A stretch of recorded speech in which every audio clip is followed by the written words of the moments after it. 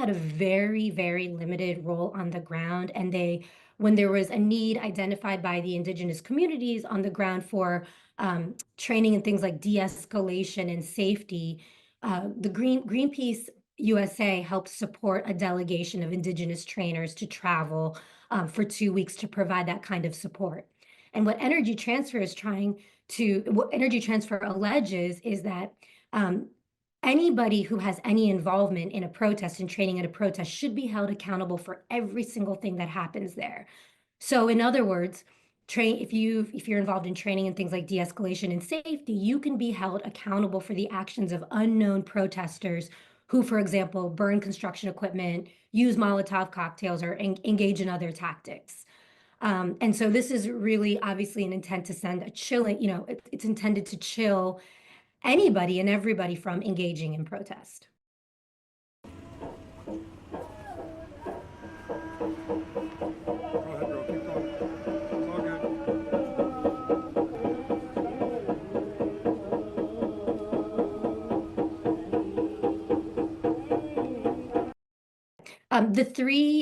The three buckets of claims that Energy Transfer alleges in its complaint are claims of defamation, claims of tortious interference, and property-related claims such as trespass and aiding and abetting.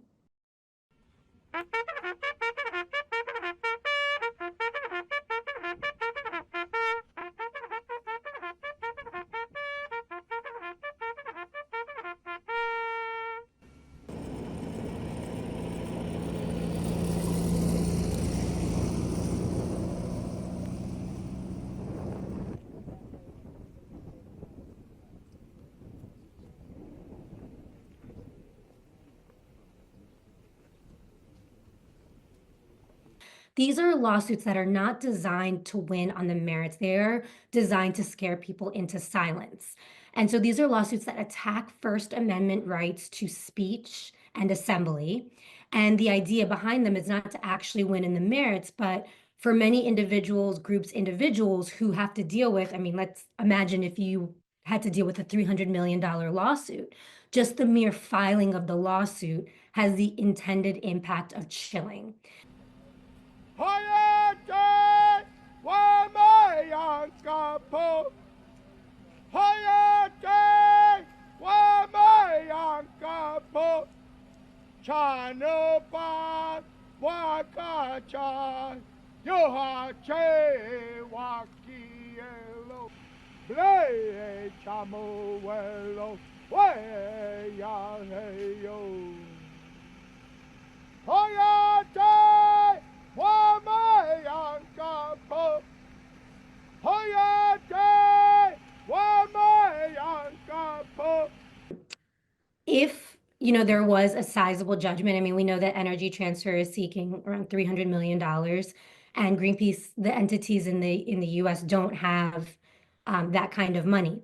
The important thing to know is that there's a difference between the Greenpeace entities and what Greenpeace is. And so, yes, a sizable judgment, obviously we would fight it. We believe in our case and we would fight it till we can't fight no more. But we are considering everything that could happen as a responsible set of organizations. We have to consider what could happen.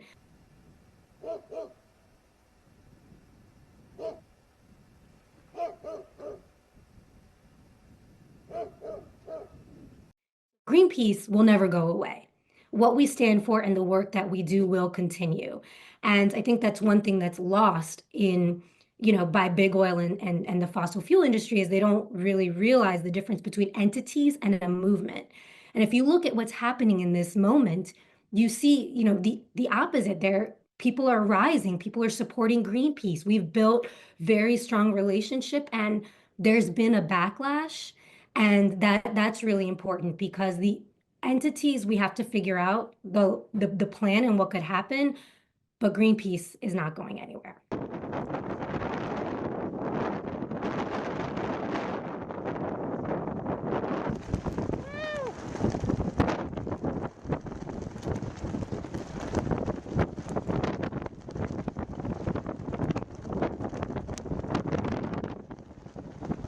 This idea of collective protest liability, this idea that anybody could be held accountable for anything that happens at a protest is so dangerous. And so it's really critical that folks pay attention to this and be prepared that this is going to be a part of the new playbook that we're going to see between with the administration, with their corporate allies, this all-out attack on our First Amendment rights.